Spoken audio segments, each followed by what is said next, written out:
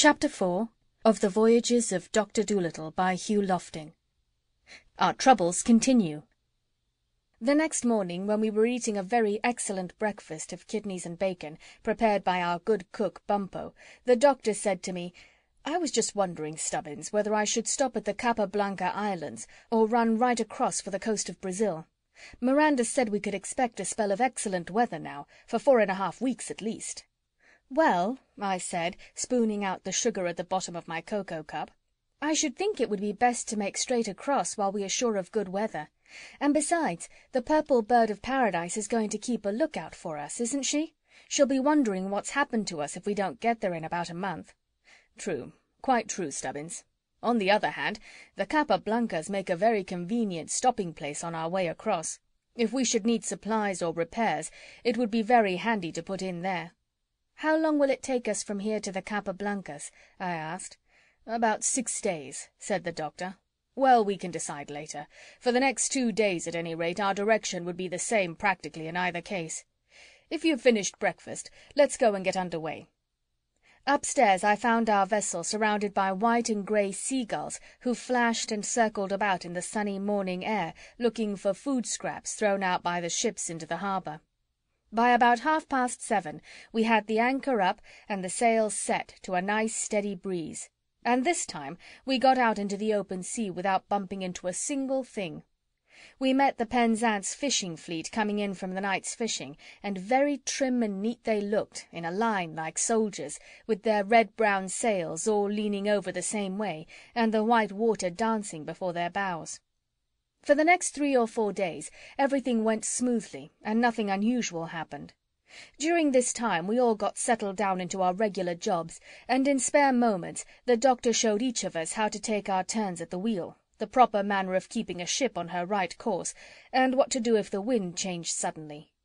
We divided the 24 hours of the day into 3 spells, and we took it in turns to sleep our 8 hours and be awake 16. So the ship was well looked after, with 2 of us always on duty. Besides that, Polynesia, who was an older sailor than any of us, and really knew a lot about running ships, seemed to be always awake, except when she took her couple of winks in the sun, standing on one leg beside the wheel.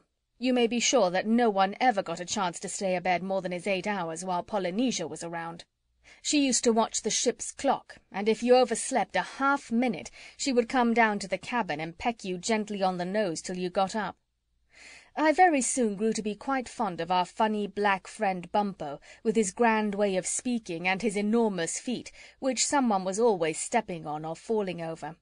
Although he was much older than I was, and had been to college, he never tried to lord it over me. He seemed to be forever smiling, and kept all of us in good humour. It wasn't long before I began to see the doctor's good sense in bringing him, in spite of the fact that he knew nothing whatever about sailing or travel. On the morning of the 5th day out, just as I was taking the wheel over from the doctor, Bumpo appeared and said, "The salt beef is nearly all gone, sir."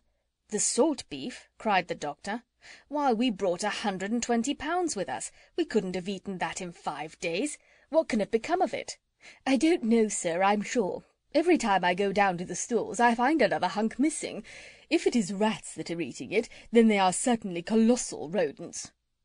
Polynesia, who was walking up and down a stay rope taking her morning exercise, put in, "We must search the hold. If this is allowed to go on, we will all be starving before a week is out. Come downstairs with me, Tommy, and we will look into this matter." So we went downstairs into the storeroom, and Polynesia told us to keep quite still and listen.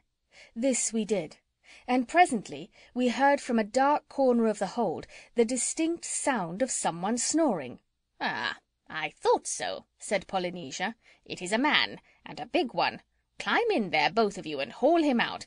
It sounds as though he were behind that barrel. Gosh, we seem to have brought half of Puddleby with us. Anyone would think we were a penny ferry boat. Such cheek! Haul him out." So Bumpo and I lit a lantern and climbed over the stores. And there, behind the barrel, sure enough, we found an enormous bearded man fast asleep, with a well-fed look on his face. We woke him up. "What's the matter?" he said sleepily. It was Ben Butcher, the able seaman. Polynesia spluttered like an angry firecracker. "This is the last straw," said she. "The one man in the world we least wanted. Shiver my timbers, what cheek!" "Would it not be advisable," suggested Bumpo, "while the varlet is still sleepy, to strike him on the head with some heavy object and push him through a porthole into the sea?" "No, we'd get into trouble," said Polynesia. "We're not in Jolliginki now, you know. Worse luck. Besides, there never was a porthole big enough to push that man through. Bring him upstairs to the doctor." So we led the man to the wheel, where he respectfully touched his cap to the doctor. "Another stowaway, sir," said Bumpo smartly.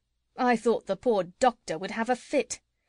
"Good morning, Captain," said the man. "Ben Butcher, able seaman, at your service. I knew you'd need me, so I took the liberty of stowing away, much against my conscience. But I just couldn't bear to see you poor landsmen set out on this voyage without a single real seaman to help you. You'd never have got home alive if I hadn't come. Why, look at your mainsail, sir, all loose at the throat. First gust of wind come along, and away goes your canvas overboard. Well, it's all right now I'm here. We'll soon get things in shipshape." "No, it isn't all right," said the doctor. "It's all wrong, and I'm not at all glad to see you. I told you in Puddleby I didn't want you. You had no right to come." "But, Captain," said the able seaman, "you can't sail this ship without me. You don't understand navigation. Why, look at the compass now. You've let her swing a point and a half off her course. It's madness for you to try to do this trip alone, if you'll pardon my saying so, sir. Why, you'll lose the ship." "Look here," said the doctor, a sudden stern look coming into his eyes.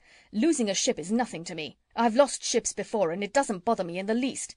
When I set out to go to a place, I get there. Do you understand? I may know nothing whatever about sailing and navigation, but I get there just the same. Now, you may be the best seaman in the world, but on this ship you're just a plain ordinary nuisance. Very plain and very ordinary. And I am now going to call at the nearest port and put you ashore." "Yes, and think yourself lucky," Polynesia put in, "that you are not locked up for stowing away and eating all our salt beef." "I don't know what the mischief we're going to do now," I heard her whisper to Bumpo. "We've no money to buy any more, and that salt beef was the most important part of the stores." "Would it not be good political economy," Bumpo whispered back, "if we salted the able seaman and ate him instead? I should judge that he would weigh more than 120 pounds. "How often must I tell you that we are not in Jolliginki?" snapped Polynesia. "Those things are not done on white men's ships. Still," she murmured after a moment's thought, "it's an awfully bright idea. I don't suppose anybody saw him come on to the ship. Oh, but heavens, we haven't got enough salt. Besides, he'd be sure to taste of tobacco." End of chapter 4.